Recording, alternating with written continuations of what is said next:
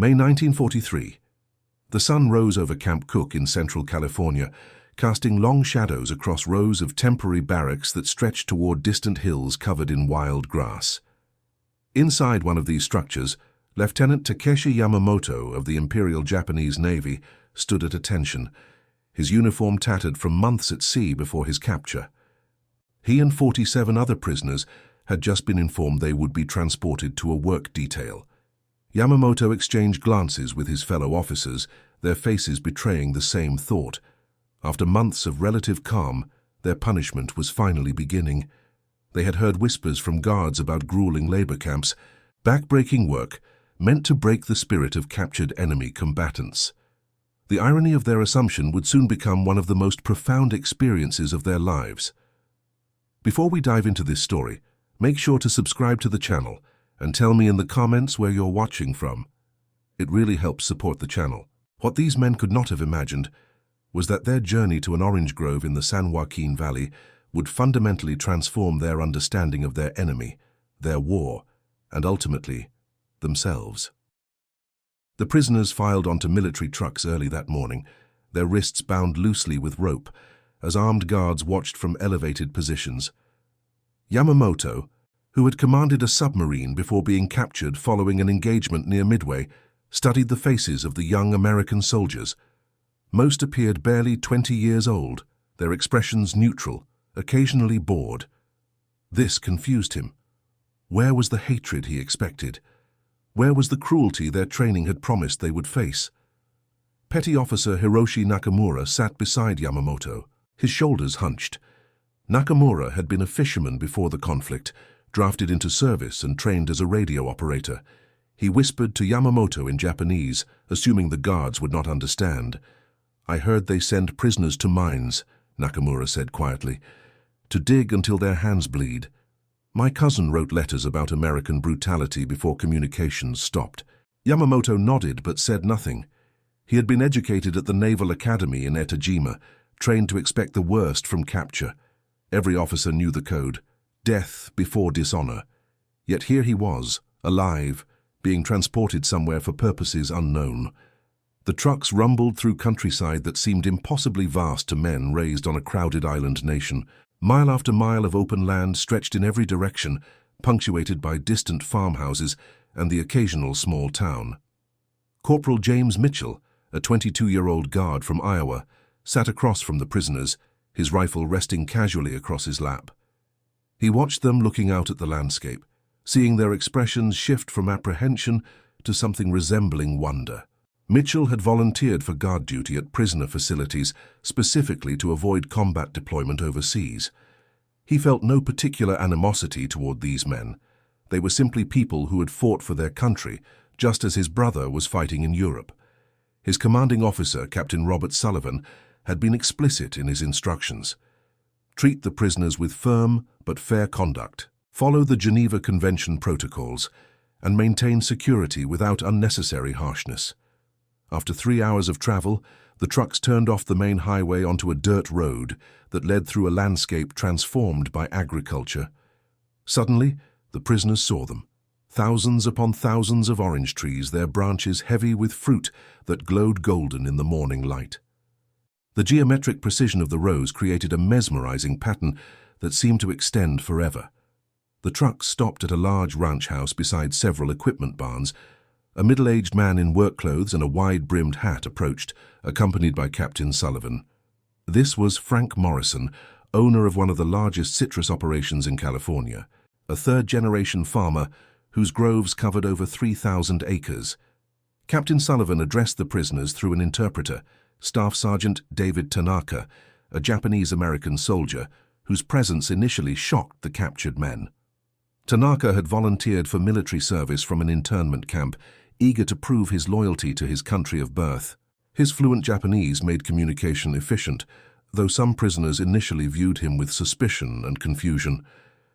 "You have been assigned to harvest oranges," Tanaka translated, as Sullivan spoke.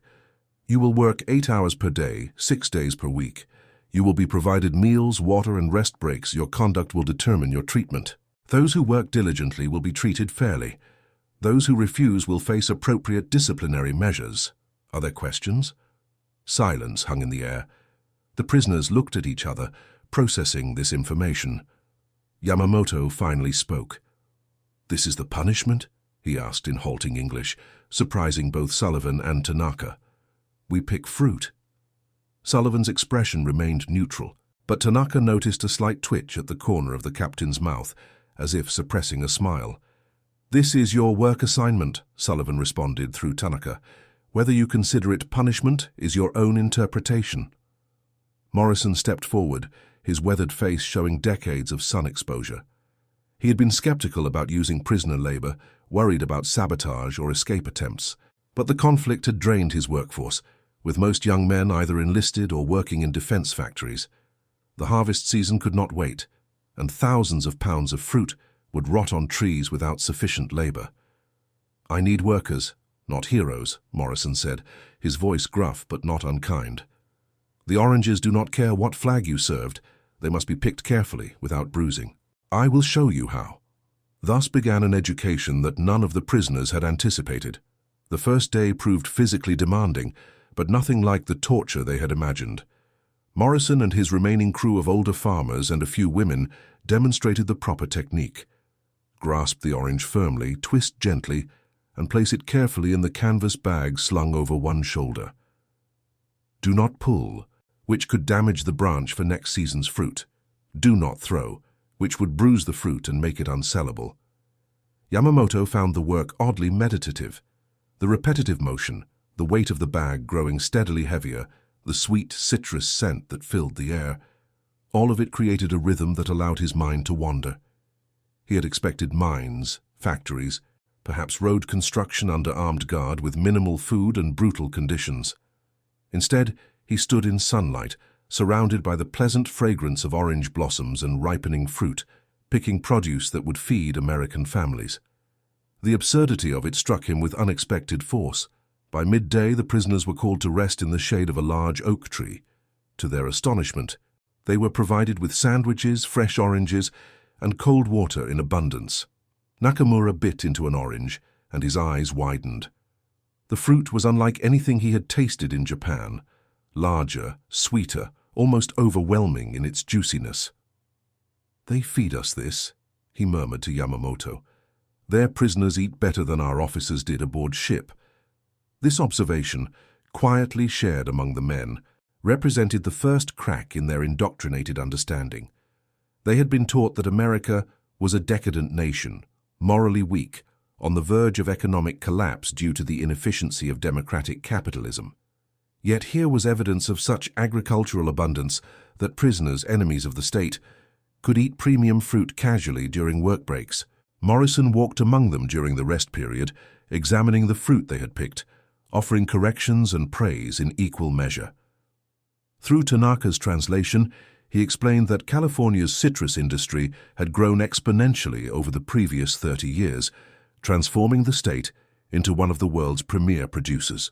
"Last year we shipped over 75 million boxes of oranges," Morrison said with obvious pride. "That is one box for every 2 people in America, and we still export millions more around the world." The prisoners absorbed these statistics in stunned silence. Petty Officer Kenji Sato, a former clerk who had kept supply records for his unit, did quick mental calculations. The numbers seemed impossible.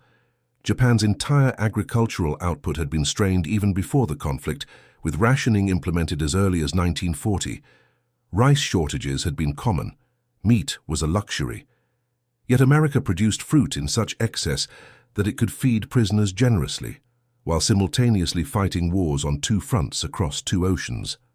Over the following weeks, a subtle transformation began among the prisoners. The work itself created unexpected consequences.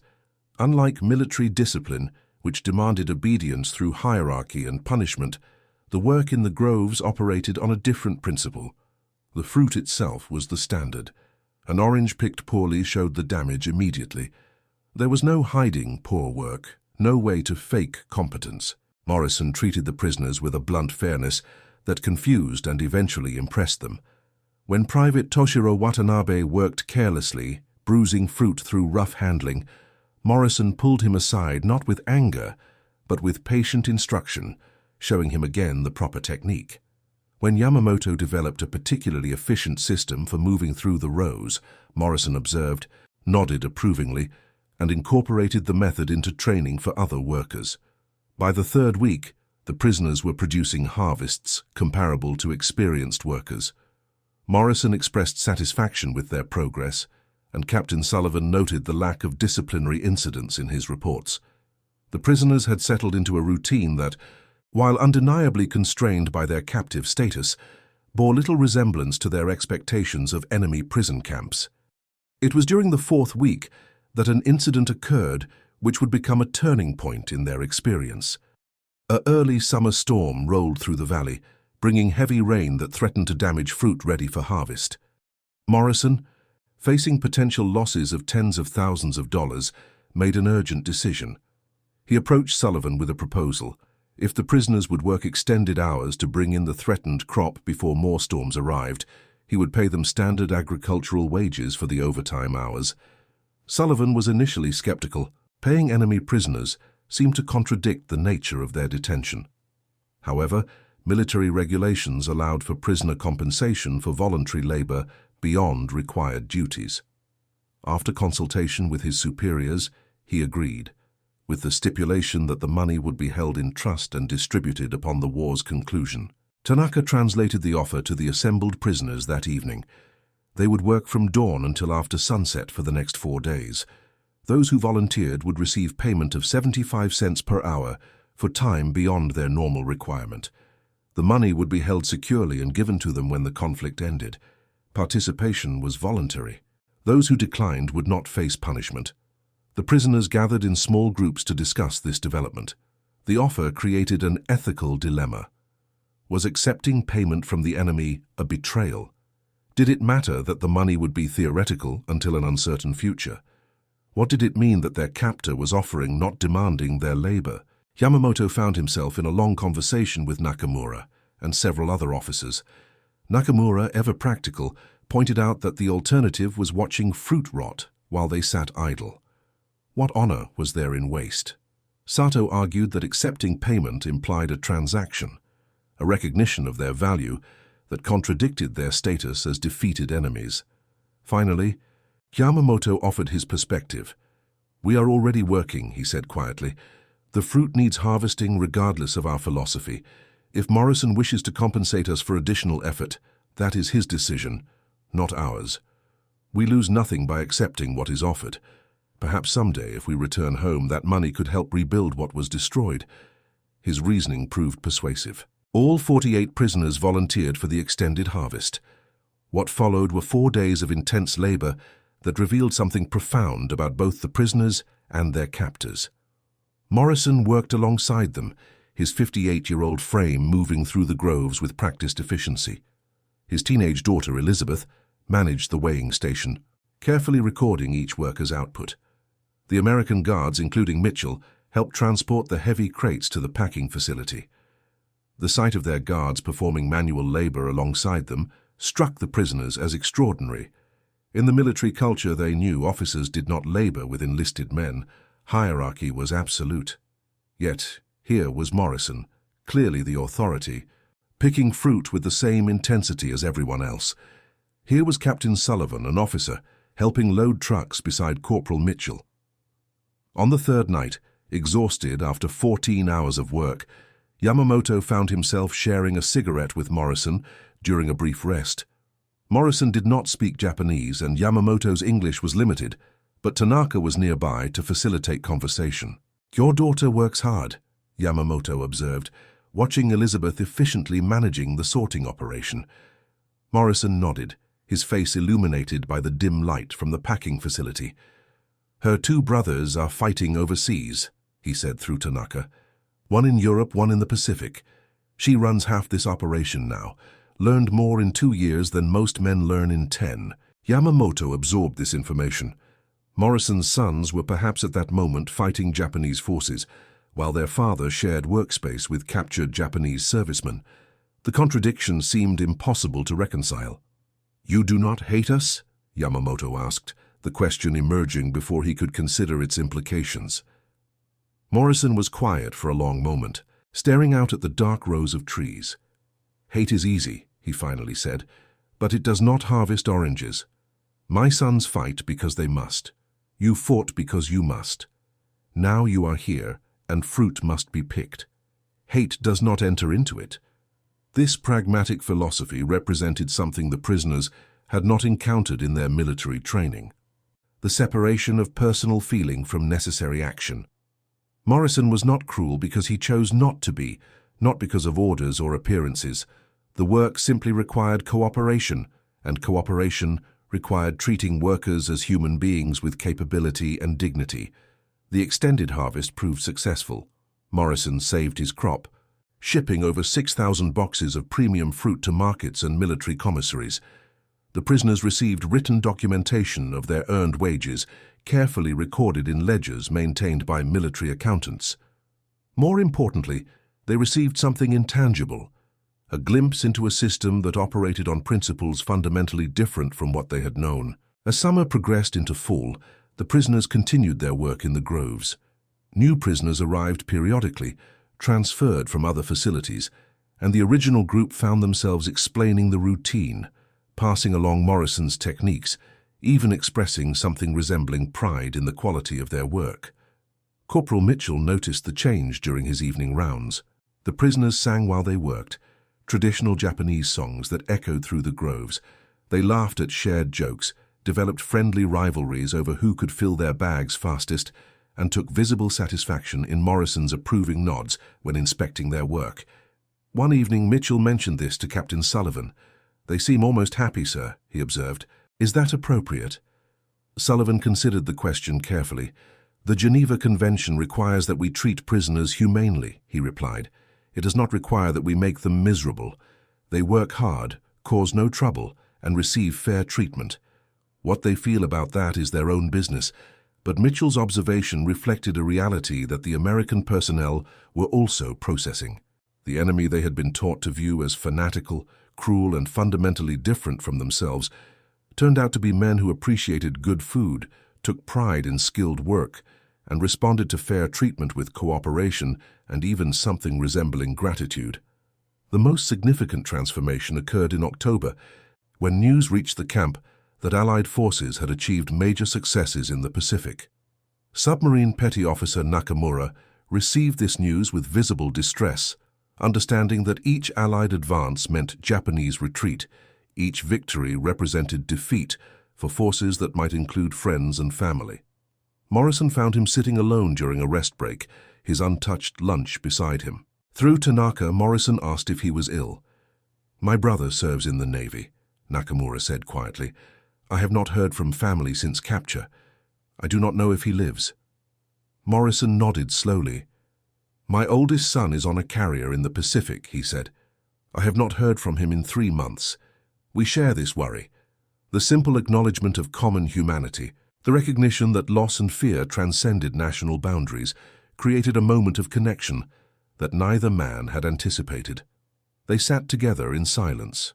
Two fathers and brothers worried about loved ones in harm's way, temporarily released from the roles of captor and captive into simple shared humanity. Yamamoto witnessed this exchange from a distance and felt something shift within his own understanding. He had been raised in the Bushido tradition, taught that surrender meant eternal shame, that death was preferable to capture. Yet here he was, alive, working in California sunlight, treated with basic human dignity by people his training had taught him to view as beneath contempt. That evening, he began writing in a small notebook that Morrison had provided at his request. He recorded his observations, his changing perspectives, the slow dissolution of certainties that had once seemed absolute. These journals, which he would maintain throughout his detention, would later provide historians with invaluable insight into the psychological experience of prisoners confronting realities that contradicted their indoctrination. The harvest season concluded in November. Morrison gathered all the prisoners for a final meeting, with Captain Sullivan and the guards present. Through Tanaka, he addressed them formally. "You have worked well," Morrison said. "This harvest was successful because of your efforts. I have written to the military authorities commending your conduct. You have earned your wages honestly, and that money awaits you when circumstances allow its distribution." He paused, seeming to consider his next words carefully. "I do not know what you believed about America before you came here," he continued. "I do not know what you will face when you return to your homes. But I want you to understand this. You were never punished here. You were simply men doing work that needed doing. That is all any of us can do, whatever uniform we wear or country we serve." The prisoners stood in respectful silence. Several, including Yamamoto, bowed formally, a gesture of respect that transcended their captive status. As the prisoners were loaded onto trucks for transport back to the main detention facility, Yamamoto took a final look at the orange groves. The trees stood in perfect rows, stripped of their fruit, ready for dormancy through the California winter before the cycle began again. He understood now that he had indeed been punished, not through cruelty or deprivation, but through kindness that forced him to question everything he had believed about his enemy. The revelation that Americans possessed not only overwhelming material resources, but also the moral framework to treat enemies with dignity, represented a defeat more profound than any battlefield loss. It suggested that the entire ideological foundation of the conflict might be flawed, that the sacrifices made might have been based on false premises. This realization would haunt him through the remaining years of detention and follow him home when the conflict finally ended in 1945. After the conclusion of hostilities, the prisoners held at Camp Cook and other facilities faced the complex process of repatriation. Yamamoto returned to Japan in early 1946, carrying with him the notebooks he had maintained, the documentation of his earned wages, and memories that set him apart from those who had not experienced capture. Japan was devastated, its cities reduced to ruins by bombing campaigns, its economy shattered, its people facing starvation. In this context, Yamamoto's stories of abundance in American prison camps, of orange groves stretching to horizons, of being paid wages for agricultural work, seemed like fever dreams. Many returning prisoners faced suspicion and discrimination. The traditional shame associated with capture meant that former prisoners often struggled to reintegrate into society. Some, broken by their experiences of harsh treatment in other facilities, returned traumatized and unable to discuss their captivity. Others, like Yamamoto, returned changed in more complex ways, carrying knowledge that complicated the national narrative of honorable defeat. Yamamoto eventually found work with a trading company, using his English language skills and his unique understanding of American culture. In the 1950s, as Japan began rebuilding with American assistance under the occupation and subsequent partnership, his insights proved valuable. He maintained correspondence with David Tanaka, the Japanese-American translator, exchanging letters that reflected on their shared experience from opposite sides of an ideological divide. In 1962, 17 years after the conclusion of the conflict, Yamamoto received an unexpected letter from California. Frank Morrison, now in his 70s, had tracked him down through military records and translator connections. The letter was brief but profound. Morrison wrote that he had often thought about the prisoners who worked his groves during those difficult years. He had wondered whether they made it home safely, whether they found peace after the chaos of conflict. He wanted Yamamoto to know that his daughter Elizabeth, now managing the entire operation, still employed Morrison's technique for training new workers. The orange groves continued to produce abundant harvests, shipped around the world, including to Japan, which had become a major importer of California citrus. The letter concluded with an invitation. If Yamamoto ever found himself able to travel to California, he would be welcomed as a guest at the Morrison farm. Not as a former prisoner, but as a man who had once done honest work and earned honest respect. Yamamoto kept that letter until his passing in 1989. He never made the journey to California, circumstances and health preventing the trip. But he shared the story with his children and grandchildren, ensuring that they understood the complexity of history, the possibility of humanity even within conflict, and the transformative power of unexpected kindness. Nakamura, the former fisherman and radio operator, returned to his village on the coast of Kyushu. His brother had indeed perished during the conflict, lost when his ship was hit during an operation in the Philippine Sea. Nakamura married, raised a family, and operated a small fishing cooperative. He rarely spoke of his time as a prisoner, but his children remember him as remarkably patient and fair in his dealings with others, qualities they later attributed to lessons learned in California orange groves from an American farmer who treated enemies as simply workers worthy of respect. Sergeant Tanaka, the Japanese-American translator, faced his own challenges after the conflict.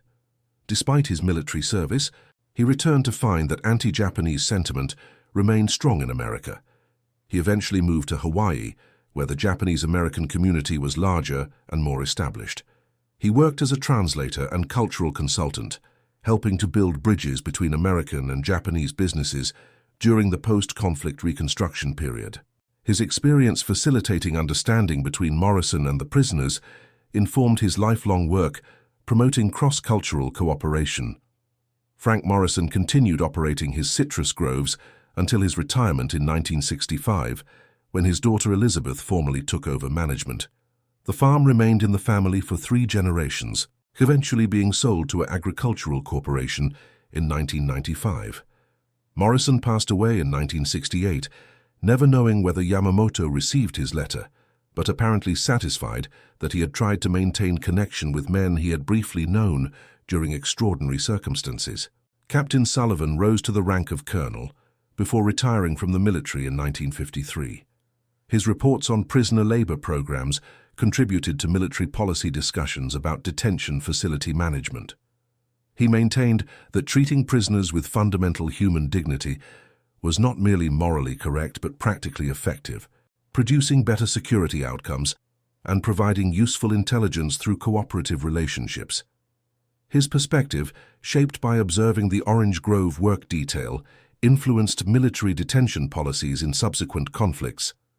Corporal Mitchell returned to Iowa after the conflict, married his high school sweetheart, and operated a family farm growing corn and soybeans. His experiences guarding Japanese prisoners gave him a unique perspective on international relations. He became involved in local efforts to host Japanese exchange students during the 1970s, telling his children that understanding between former enemies was essential for preventing future conflicts. He often recounted watching prisoners singing while picking oranges, describing it as the moment he understood that enemies were simply people serving different flags.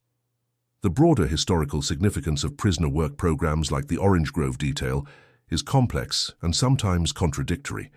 On one hand, these programs provided essential agricultural labor during a period when the American workforce was depleted by military service and defense industry needs.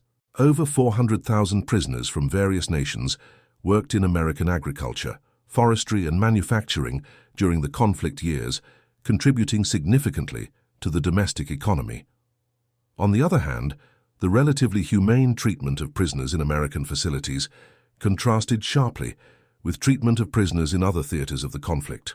This disparity reflected differing cultural attitudes toward captured enemies, varying resource availability, and distinct philosophical approaches to human dignity. For the Japanese prisoners who worked in California orange groves, the experience represented a profound educational moment. They witnessed firsthand the agricultural abundance that supported American military operations, the industrial capacity that produced weapons and supplies in overwhelming quantities, and the social system that could afford to treat enemies with basic decency while simultaneously fighting a global conflict on multiple fronts. These observations, carried home by repatriated prisoners, contributed to post-conflict Japanese understanding of why they had been defeated. It was not merely superior tactics or fortunate circumstances, but fundamental differences in industrial capacity, resource availability, and social organization. This understanding influenced Japanese reconstruction efforts and the eventual economic partnership between former enemies. The orange groves of Central California continued their cycles of growth, harvest, and dormancy, indifferent to the human dramas played out beneath their branches. The trees planted in the 1930s still produce fruit today, their roots deep in soil enriched by decades of cultivation. Some of those trees were tended by prisoners who expected punishment and found instead an education in complexity. A lesson that enemies could be treated fairly, that work could be respected regardless of who performed it, and that abundance need not breed cruelty. The wages earned by prisoners during extended harvests were eventually distributed after the conflict concluded. The amounts were modest, typically equivalent to a few months of agricultural labor. For some returnees, this money provided crucial assistance during the difficult post-conflict years. For others, particularly those whose families had not survived the conflict's devastation, the money held primarily symbolic value, proof that their labor had been recognized, that their work had worth beyond coercion. Historical analysis of prisoner labor programs continues to evolve as scholars gain access to more detailed records and personal accounts. The Orange Grove work details represent a specific subset of prisoner experience, not representative of all detention facilities or all prisoner treatment. Some prisoners faced harsh conditions, inadequate food, and cruel treatment in other locations. The variation in experiences reflects the decentralized nature of prisoner management and the significant impact of individual commanders and facility operators on daily conditions. What makes the California Orange Grove experience historically significant is not that it was universal, but precisely that it was not.